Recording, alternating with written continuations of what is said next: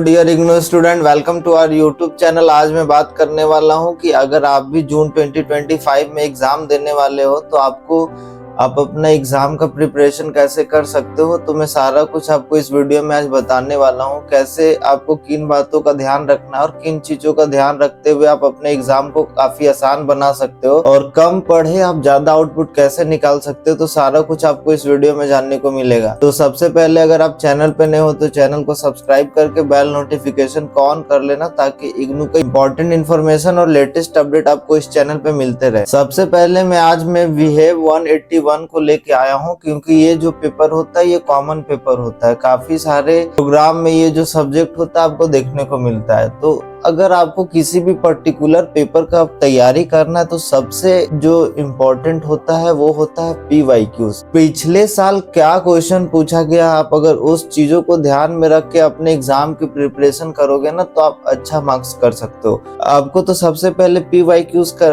PYQ करने के क्या क्या फायदे होते हैं। तो सबसे पहला फायदा ये होता है कि आप एग्जाम पैटर्न को समझ जाते हो, मतलब एग्जाम में किस तरीके का क्वेश्चन पूछा जा रहा है। 50 मार्क्स के क्वेश्चन होते हैं, जो मैक्सिमम मार्क्स होता है 50 मार्क्स के होते हैं और 50 क्वेश्चन होते हैं। अगर मैं यहाँ पे इसको ध्यान से केयरफुली इसको पढूं इंस्ट्रक्शन को, तो ये जो होता है एक ऑब्जेक्टिव टाइप क्वेश्चन पेपर होता है। इसमें ऑप्शंस दिए हुए होते हैं, आपको जो होता है करेक्ट आंसर को चूज करना होता है। और इसका जो एग्जाम होता है ये OMR सीट पे देखने को मिलेगा। और सारे जो क्वेश्चन होते हैं वो कंपलसरी होते हैं। जितने भी क्वेश्चन है 50 क्वेश्चन होते हैं और हर क्वेश्चन जो होता है 1 मार्क्स कैरी करता है, मतलब 1 मार्क्स के 1 क्वेश्चन होते हैं। आपको क्वेश्चन को बड़े ध्यान से पढ़ना है। इसमें कुछ कॉमन ये देखने को मिलता है कि इन्वायरमेंट से काफी सारे क्वेश्चन देखने को मिलते हैं। सस्टेनेबल डेवलपमेंट गोल से SDG क्या होता है, इससे काफी सारे क्वेश्चन देखने को मिलते हैं। आप जब इस चीज को एनालाइज करोगे ना तो आपको समझ में आएगा। सबसे पहले आपका काम ये होगा कि आप सिंपली जितना ज्यादा PYQs को सॉल्व कर पाओ उतना ज्यादा चांसेस है कि आप एग्जाम में अच्छा स्कोर कर पाओ। यहाँ पे 50 क्वेश्चन है, अगर आप इन 50 क्वेश्चन को कर लेते हो तो पहला तो आप पैटर्न को समझ लोगे। इन सभी के क्वेश्चनों का आंसर चाहिए आपको, गैस पेपर चाहिए। अगर आपको इंपॉर्टेंट क्वेश्चन की रिक्वायरमेंट, आप चाहते हो कि मैं इन क्वेश्चन को सॉल्व करके भी वीडियो लाऊं, आपको समझाऊं और इसका आंसर बहुत आसान तरीकों में, आसान भाषा में समझाऊं,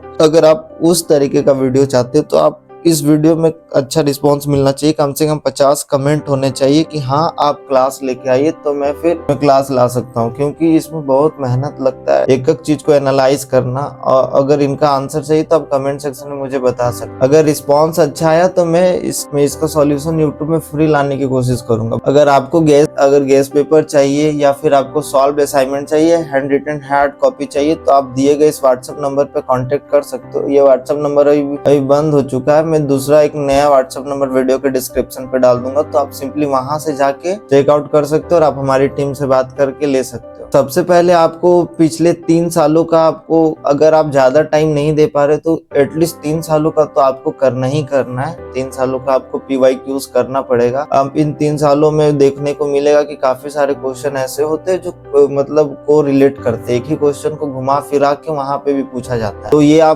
तब आपको समझ आएगा जब आप तीनों जो PYQs है इसको बड़े ध्यान से आप कर लो। उसके बाद एक और तरीका होता है कि जो आपका असाइनमेंट है, जो लेटेस्ट असाइनमेंट होता है, उसके भी क्वेश्चन को आप सॉल्व करके अगर पढ़ोगे ना तो वो भी काफी हेल्पफुल होता है आपके मतलब एग्जाम के लिए। तो ध्यान ये रखना है कि आप जितना ज्यादा PYQs करो, एटलीस्ट 3 साल का तो करना ही करना है। ज्यादा कर पाओ तो 5 साल का कर लोगे तो आपके लिए बेनिफिट है। और आप जो लेटेस्ट होता है, जो लेटेस्ट असाइनमेंट के क्वेश्चन होते हैं, आप उसको सॉल्व करके भी पढ़ सकते हो।